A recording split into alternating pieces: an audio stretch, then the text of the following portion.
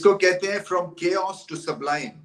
कोई नहीं एक्सपेक्ट कर रहा था कि पाकिस्तान पहले टेस्ट मैच के बाद इतनी जल्दी से टर्न अराउंड करेगा इस टेस्ट सीरीज में।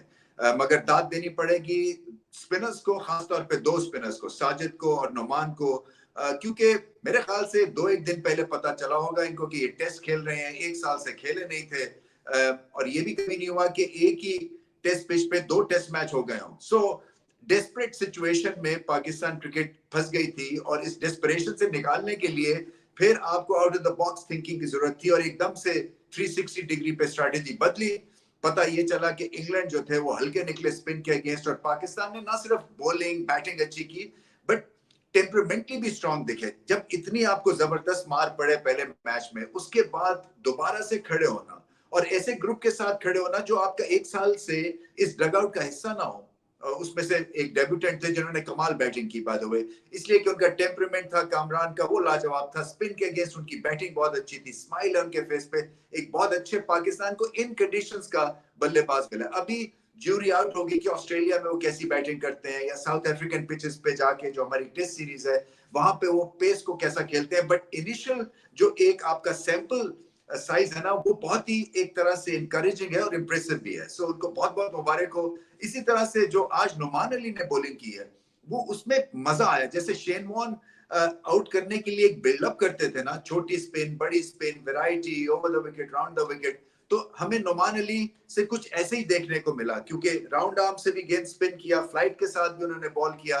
और जो अच्छी चीज ये की उन्होंने कि एक स्पिनिंग ट्रैक पे कुछ खास एक्सपेरिमेंट नहीं किए, क्योंकि उन्होंने बॉल को फिर होने दिया जो कि पिच पे नेचुरल वेरिएशन थी। इसी तरह से साजिद अली ने एक अच्छी बैटिंग स्ट्रिप के ऊपर पहली इनिंग्स में आउटस्टैंडिंग बॉलिंग की है। सो बहुत इनको दाद देनी पड़ेगी। मेरा दिल थोड़ा सा दुखा कि जाहिद महमूद को ज्यादा इस्तेमाल किया नहीं गया। देखिए, आप साल के बाद जब आप वापसी कर रहे हो तो थोड़ा सा बैलेंस रखना चाहिए था। ऐसे महसूस हुआ जैसे कि वो जबरदस्ती उनको टीम में घुसाया गया था और इफादियत उनकी ना समझी गई, ना उनसे चांस लिया गया। मैं मानता हूं कि ये दो आपके आइडियल कॉम्बिनेशन और स्पिनर्स थे आउट करने के हिसाब से, मगर कई दफा जो है आपको इस तरह से जो प्लेयर खिलाया जाता है वो उसको भी थोड़ा सा मौका देना चाहिए, ताकि आपको भी पता चल जाए कि वो कितने पानी में। 4-5 ओवर्स के बाद तो आप अंदाजा भी नहीं लगा सकते हैं कि एक स्पिनर कितने पानी में है।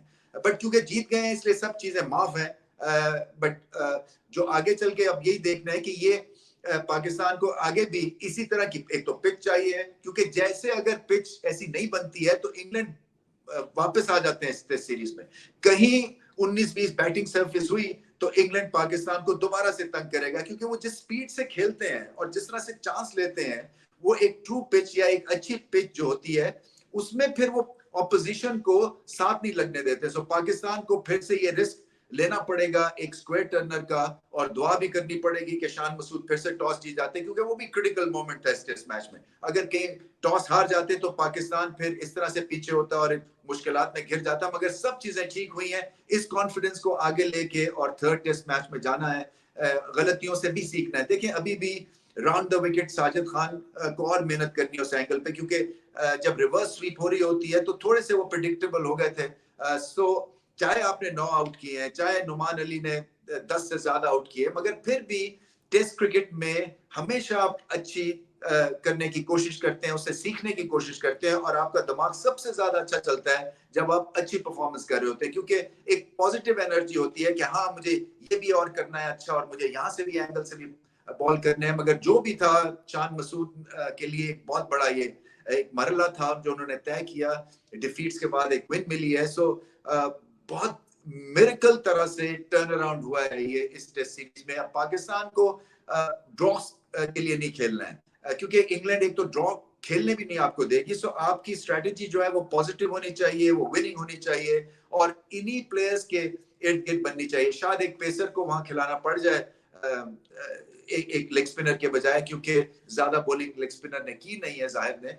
सिर्फ मेरे ख्याल से यही एक माइनर चेंज हो सकती है। बट ओवरऑल बहुत बहुत मुबारक हो, क्योंकि देखिए, ये जो डिसग्रंटल फैंस हैं, इनको जीतने का बेस्ट तरीका यही है कि आप जीतना शुरू करें, और बहुत अच्छी जीत, कन्विंसिंग जीत। इंग्लैंड आपको चांस देगा, और जैसे ही स्पिन पिच पे आप इनको खिलाते हैं तो फिर ये रिस्क भी लेते हैं, और रिस्क में फिर आपको जो है वो एक मौका भी मिलता है। पाकिस्तान के सारे बेसिस कवर्ड थे इस टेस्ट मैच में।